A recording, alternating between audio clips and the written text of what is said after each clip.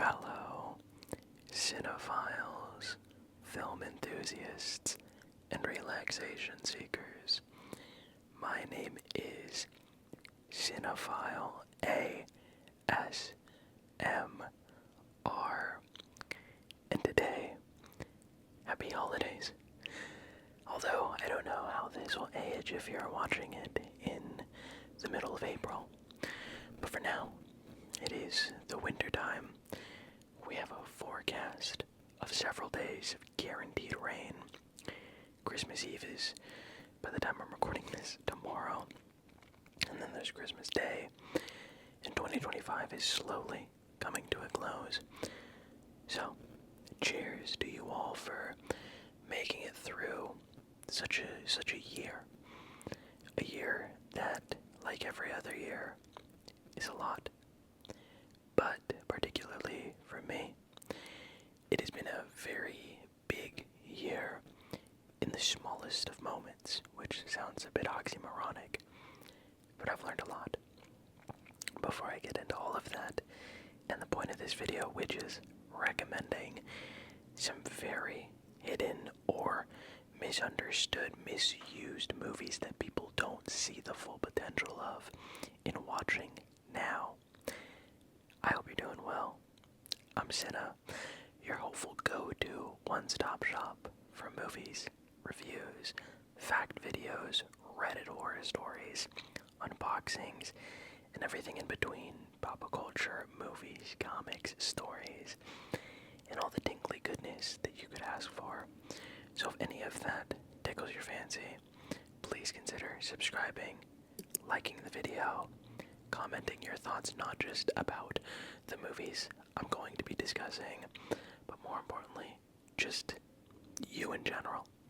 Anything that is on your mind. I'm going to give you a second to do so I can put this mug down that I have of mango juice. Take a little swig. Cheers, my friend. Oh my god. Let me put that right here. And hopefully, as I have done so, you have subscribed. Because today is going to be such a fun video. I very intentionally chose to record this video with the backdrop of my family's tree and gifts as we are in our loft. Not as a form of bragging or trying to show what I have that maybe you do not, but I very much wanted this to be a soothing, relaxing experience where you can reminisce with me and discuss art. But I really think there is a power in the visual of a Christmas tree. If you've grown up with one, I think you know what I'm talking about. And if you have not, I really want to extend my hand in making you, the viewer, see this not just through a camera, but I want to treat this as if you are here with me, because I just think there is an aura that emanates when you get to indulge in the lights, the brightness, the warmth of family and togetherness, because this is a family. So thank you for tuning in. Now onto the movies themselves, because I really thought long and hard about the kind of movies to include. And I'm going to say, these 4 films, although I am saying they are perfect for the holiday season, none of them really take place on Christmas, or even sort of use that as the backdrop for their stories. But more importantly, each of the films that I have ordered and handpicked symbolize a facet of the holiday season: togetherness, selfishness, dysfunction, family, love, ache, all of it. And just on top of that, they're incredible movies that I feel add a layer of the subtext in the importance by watching them during this time. So please, sit back, get comfortable, relax with me as I sit in my sister's mermaid chair right behind my Christmas tree. Let's talk about some movies. So the first film I chose today is a very cold, often dreary, but ever so gripping film that, although is set behind has its characters trudging and struggling. It's the decisions and the descent into what a single decision and choice between three friends does that ultimately serves as life or death. Now, this also comes from a filmmaker that I can guarantee almost with every dollar I have in my account that you know who he is. But many people don't know the greatest stuff he has made. Because this first film we have is Sam Raimi's A Simple Plan. This movie, God, when did it come out? It came out in the 90s. I cannot tell you exactly when, but this film is a revelation. To me, this is all the greatest sensibilities that Sam Raimi has stripped down. There's no suits, capes, swinging webs, horror, blood, but just human beings who ultimately choose a decision that will destroy them. I'm getting a little ahead of myself. A Simple Plan basically stars three actors: Bill Paxton, Billy Bob Thornton, and this third guy who's unbelievable in this, but I don't think I've ever seen in anything else. Bear with me, what's his name? Hold on. Brent Briscoe, who are sort of these people living normal lives, and it is set, God, where is this set?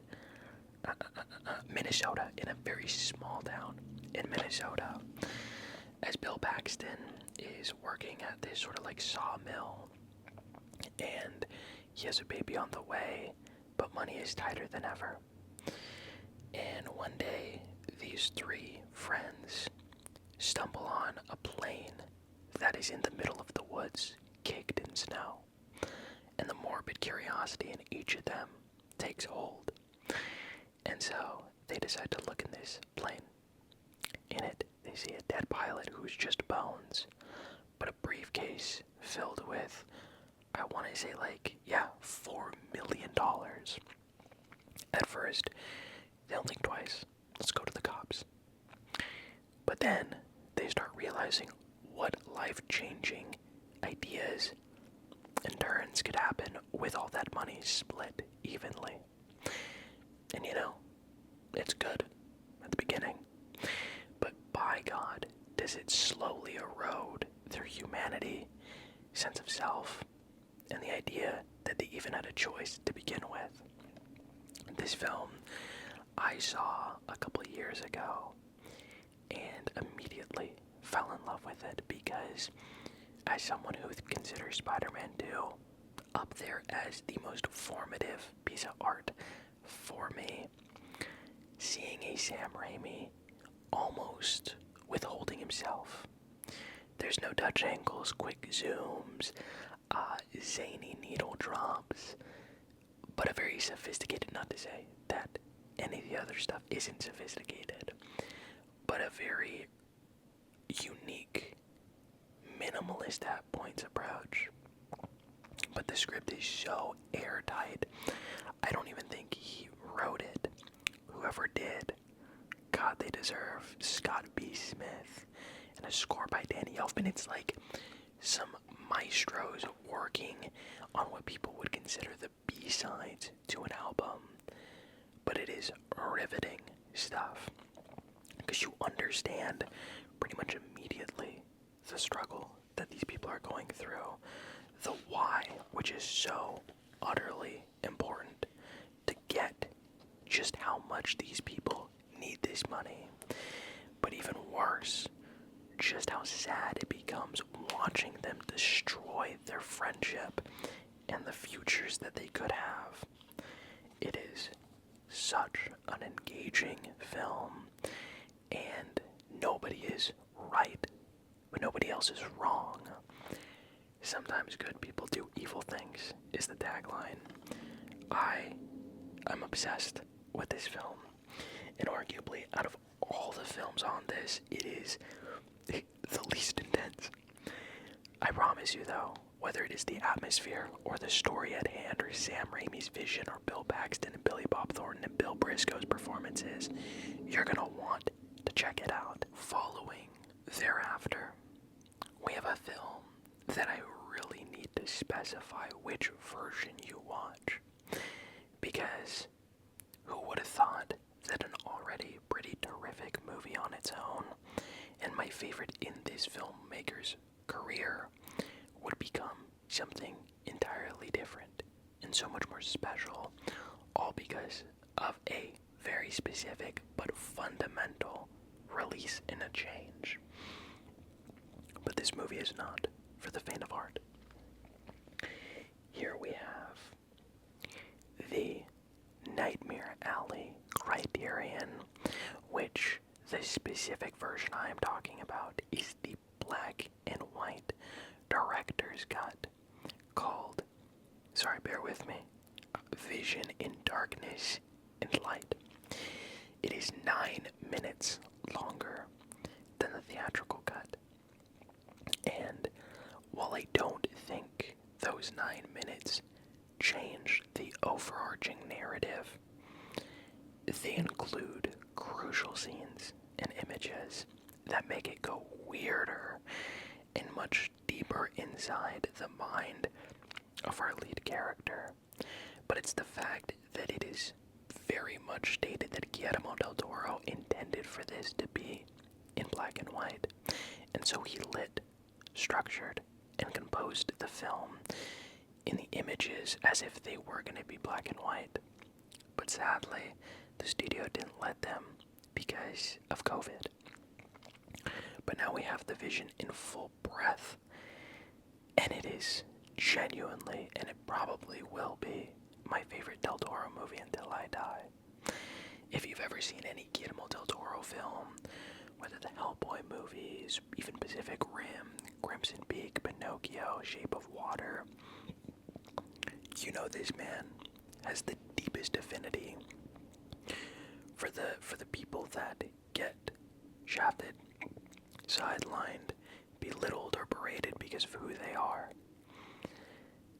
But I always think there is a hope, a light at the end of the tunnel, a message that feels like a hug, to know that it is okay to dream, it is okay to be different, it is okay to love and to feel and to hurt and all of that. But imagine if for a second he played the devil's advocate of the alternative. How maligned your inner consciousness becomes when you live and preach lies and deception, and how that rope will only get you so far, yet somehow these characters go farther than the rope can even let them go. This film is incredible. I'm gonna read you the synopsis because it is such a big undertaking to describe. This obviously is a remake from a film that came out in the 40s. You follow, on the cusp of World War II, and a very unique portrait of America, you follow Stan Carlisle, played by Bradley Cooper, a roustabout in a traveling sideshow who uses charm and deception to become a phony mentalist preying on the rich and powerful. But at what cost? Oh God. And in the cast here, man, I mean, just off of side performances, you have Kate Blanchett, Rooney Mara, Toni Collette, Richard Jenkins, Ron Perlman, Willem Dafoe, so many other actors. But I really need to share that I think Bradley Cooper in this film is exceptional. I have a lot of admiration for him as a filmmaker now, 3 movies in, all of which I have liked and loved. But it was the lengths that his character, Mr. Carlisle, has to go, and the way that you have to believe his deceptive tactics, although you know they are fake, giving people illusions of hope and grandeur. convinces people of those who have passed, speaking to him, convening with him in a spiritual plane. And the movie kind of denotes these things as spook shows, where after every show you have to tell the person it was fake. But when he himself starts getting high on his own supply, believing that he is someone who can prophesize or denounce fallacy and tell the truth as it is, it takes a turn. And my god, this movie gets dark. But never has something so dark look so goddamn good. The black and white version feels so rich in texture, feels so illuminative in every scene. There's so many interior images. And the film progresses, and then there's snow, and it gets cold, and it gets so much darker.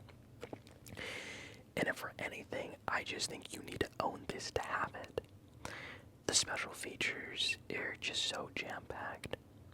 If you can find this version, make sure it's the extended vision in darkness and light version of the movie. One of the best transfers to 4K. And honestly, might be one of my top 10 favorite things I've owned in my physical media collection. If you've seen Guillermo del Toro's work, this isn't even something that I could be like, I think you'll like it, because he's never done anything quite like it before. I watched it going into Frankenstein, which is a movie I genuinely fell in love with, and it almost makes you really want to rewatch it despite you feeling so icky. It has an ending up there as a jewel of a gem for the 2020s. And it's so good, even if you've seen the 40s version, this is such a deviation. I love this damn thing so much. You physically could not go wrong with this movie whatsoever. Even if you can't watch the black and white version, which, peace and love, is what I am recommending. The color 9-minute reduced version, the 2.5-hour version, is still wonderful. It was, at the time before this, my favorite Del Toro, and it most certainly is as if it fortified its base and nothing else is coming in. So, we have talked about 2 movies that showcase certain lengths people will go to either convince those around them of something that isn't, or to bury secrets for the sake of preservation. Coincidentally, a lot of them, of the movies, A Simple Plan pretty much the entire time, and a large chunk of Nightmare Alley takes place in snow. Bundle up while watching it, but as top of it all, you get to watch a great movie, or 2. These next 2 do not, but I think personify specific moments, feelings, both good and a lot of bad, that the holidays can unearth. I do not have the physical on me of this 3rd film because I'm actually lending it to my best friend because I need him to watch it. That's how serious I am. It is a Danish film from a filmmaker by the name of Thomas Vinterberg. It is titled Festen, or The Celebration. So this movie, actually, out of all 4 of these movies, is the one that I have seen the most recent. And it is a film in response to a movement in the 90s when a bunch of filmmakers came together and basically wrote their own Bible of filmmaking called the Dogma 95 movement. It had the likes of people like Lars von Trier, and in it, it basically says we are not gonna take the Hollywood approach. We are not gonna waste time setting things up. They use natural lighting. They shoot on the go with very low budgets, very low camera quality. But because it wants to, they want to tap into the innate humanity, the humanism behind a human-driven art. And although I've only ever seen The Celebration, I think it's one of the most vital movements for film now, for how it has inspired people, but even off of the experimentation of it alone, has reaped what I can now say is one of my favorite movies. The celebration follows a family, a beyond dysfunctional family, that gathers together to celebrate their father. You follow an older brother, a younger brother, and a middle sister. As the day seems good, everyone comes to this incredible mansion, this wonderful estate, to celebrate this man. And all it takes is for one of the members of this family to make a speech. And in that speech, confess one moment in their life growing up that changes the whole entire axis of everyone's life in this room. And so you spend the remainder of this movie navigating where the hell do you go after something like that is said. And for me, very rarely but so often do I feel movies try to write and capture dysfunction. The discourse in a family where an argument isn't just an argument, it can be. But people just communicate in different ways. When you've known this person, whoever it is, a parent, a child, a sibling to sibling, sibling to parent, or vice versa, your entire life. And when you hear what this sibling says and the why, you get to see just how deeply rooted this issue goes. Depending on the age of a sibling, depending on where they fall in their present relationship with their parents, either they deny it, they come to the aid of another, and then you go even to a larger mushroom, which is, how does this extended family react? How do you remain cordial? How do you remain respectful? Are you going to take sides? Where on this chessboard are you going to put your next step? And all of that to say, it looks, I guess, categorically like ass. You have to use natural lighting, so that's what they do. They light candles, they let light come on inside, but when it gets dark, it becomes so difficult to navigate what you're looking at. But I think it is because of how quickly the film unfolds itself, as if you then are on a boulder's back rolling down a hill, that momentum on a narrative level goes hand in hand in a marriage with the momentum of the visual level. It's always handheld in the craziest of angles, moving left and right, as if your head is on a swivel, watching the nucleus of this family implode. And it sounds like I am describing a Doomer movie, which it is. But if you've grown up in dysfunction, in broken households, or even if you've grown up in a perfect household, this can serve as an alternative or a gateway into what was.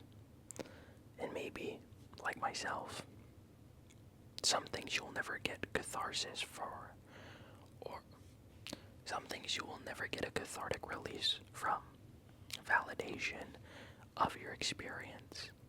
An embrace from a sibling that never was, or a parent that couldn't. This film breaks me, but, and I don't think I've actually ever done this in a movie, especially of a movie in this magnitude. The moment I finished the film, and it rolled credits, I rewound it like it was a damn VHS tape and I watched it again. And if I hadn't given it to my friend, and if my best friend hadn't stalled as long as he is currently on watching the movie, I would have watched it again. And although it is almost like taking place in the middle of summer, you are inside of this home pretty much from beginning to end. And like we will be during the holidays, even if you don't celebrate Christmas. You know that feeling of being in a place or at a time that maybe you shouldn't. And by God, from a performance level, from a stylistic visual storytelling approach, this film is exceptional. There's a moment near the end that visually conveys togetherness. If I think about it enough, it will make me sob. It's the kind of movie that I do recommend you watch alone because of its subject matter, but also because of how I think fundamental it is to go on this journey alone, watching and ingesting this piece of art. Up until this point, we have gone on a journey with $4 million that people sneak, hoping that they don't get caught.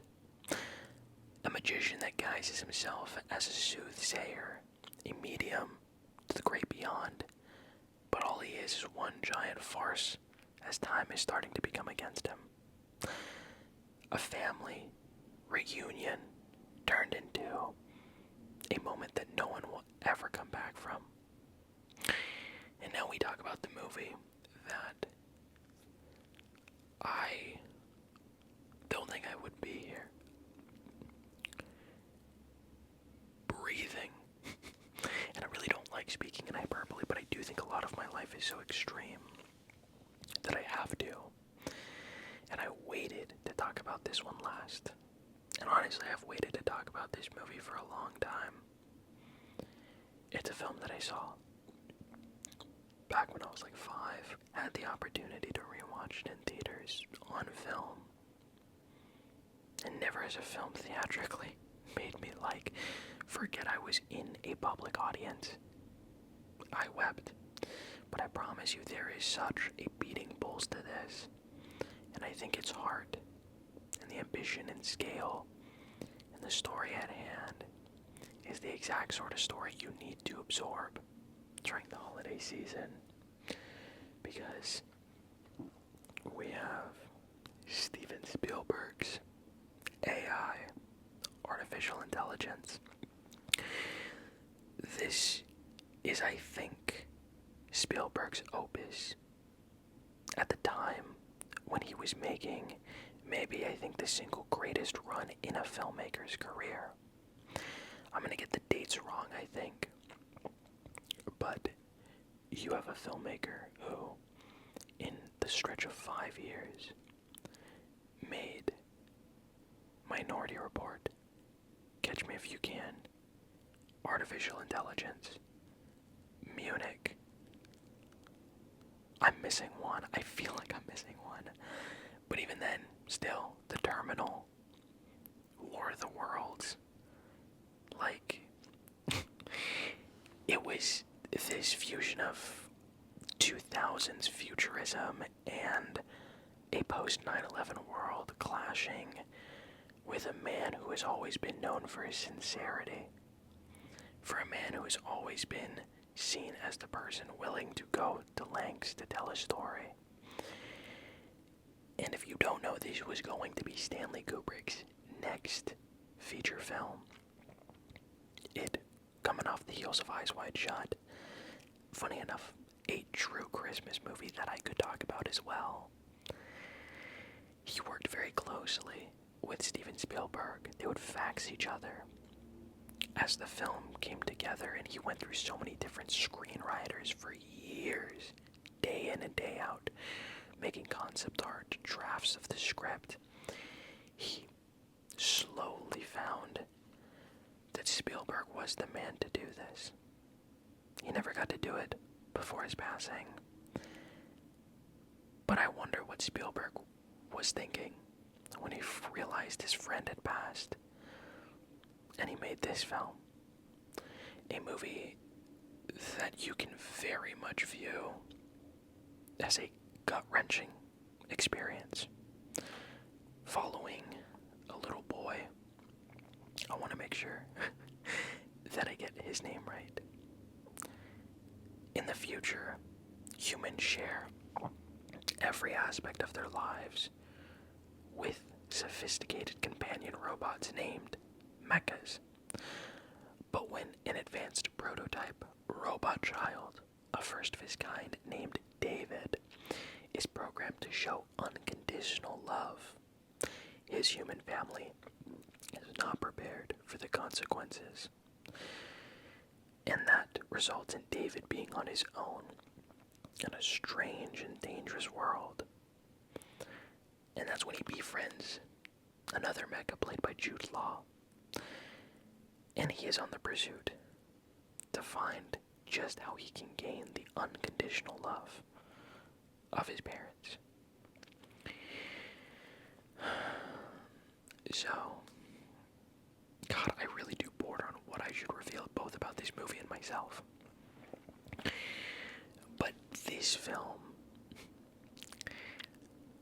you think you're going into a film that is, of course, about dysfunction, about the brokenness and the shattered flaws of human beings, as Spielberg is so good at showcasing in three-dimensional form, especially if you've seen The Fabelmans and know how close to the hip that story is to Spielberg's life.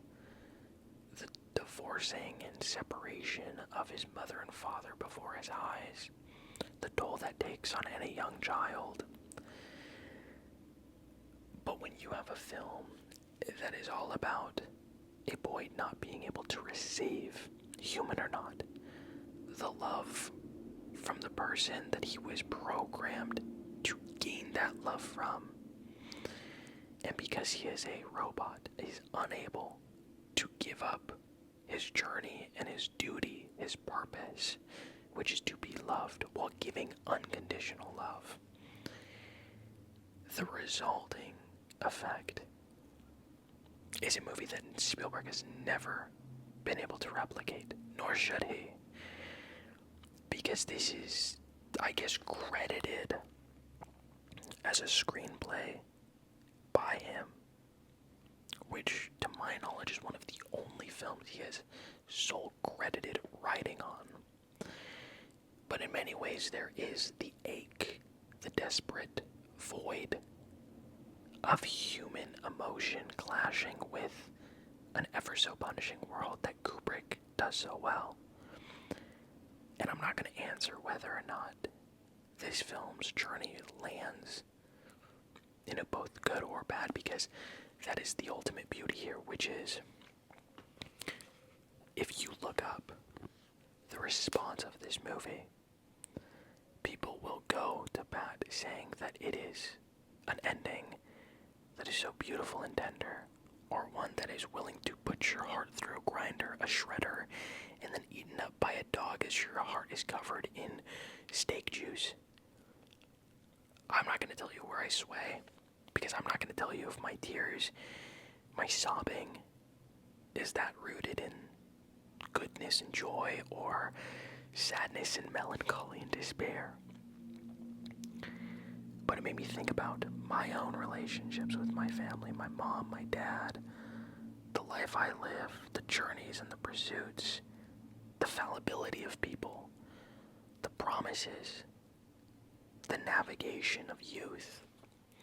And I think in a way, if you ever have what I'm about to say relate, you will know when you sit looking at a tree in the middle of the night, and for some reason there is an essence where you think about life, reflection, the road that led you to that point of watching this tree. In 2 hours and 24 minutes, God, I might be so good. Come on, how long is this? Dang it, 2 hours and 25, I was so close. You get all of that. It looks unbelievable. ILM, the VFX for 2002, I think it was 2002. Revolutionary. Unbelievable.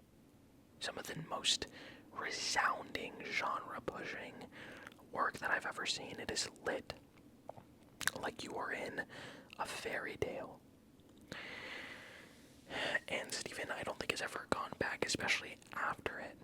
I think the combo of Minority Report and artificial intelligence, nobody will ever hit that 1-2 uppercut ever again. God, it's amazing. I really hope you check out all of them. But for anything, trust me. Spielberg does not need any more shooters, but I think he deserves the world. Everyone knows his name, but surprisingly people have not seen that film. Watch all of them. I want to categorize that this is like a wintertime holiday video. You can watch these movies whenever, though.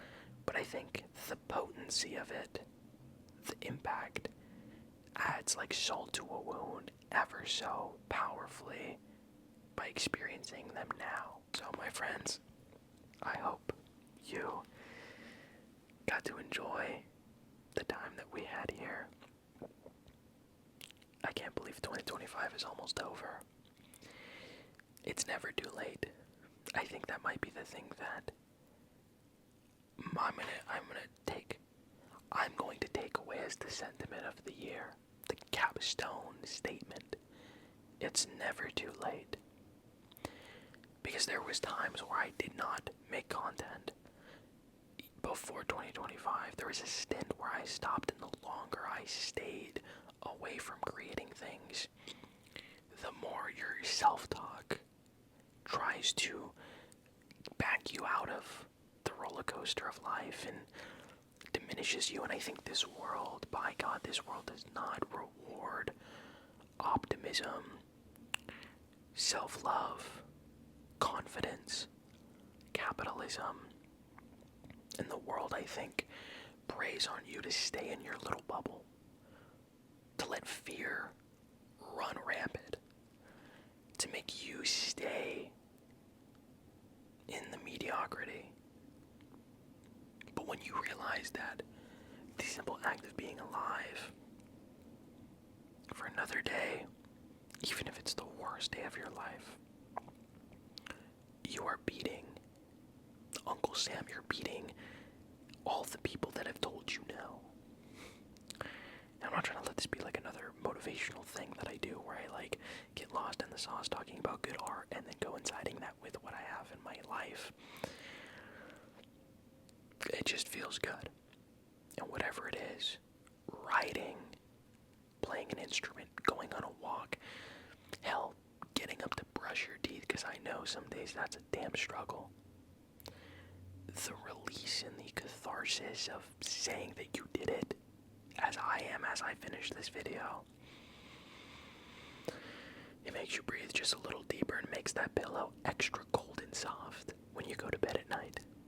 So, happy freaking holidays, friends. Please support the channel. I cannot wait for what next year has in store.